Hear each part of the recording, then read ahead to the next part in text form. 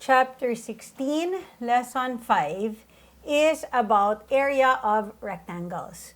So the formula for area of the rectangle is the length times, in the book they use breadth. Okay, so when I was younger, I didn't know that it's called breadth. So in other countries, it's called length times width.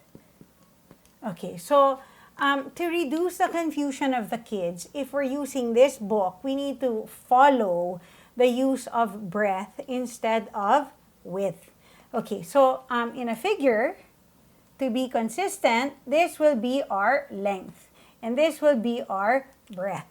Okay, so the problem that I have selected is on page 149, and this is problem number 2. There's a figure, and it says length equals 9 centimeters. Okay, and breadth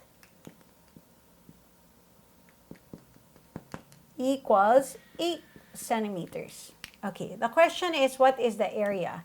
So for familiarity, it's best for the kids to keep writing down the formula.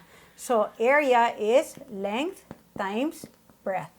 Okay, so again, if you wish to teach your kids length times width, it's also okay. It's just the book uses breadth. So if you do length times width, they'll get confused when they don't see the word width. Okay, so the length is 9. The breadth is 8.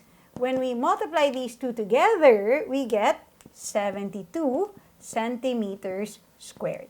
So again, for area, whether it's a rectangle or a square, what we're doing is we're just multiplying. So a square technically is a rectangle where the length and the breadth are the same. So you could technically use the same formula and just plug in the sides for the length and the breadth.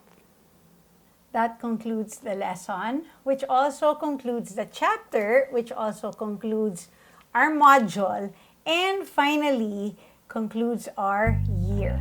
I hope that you've enjoyed teaching your kids this year, and hoping that I'll see you again in our future modules.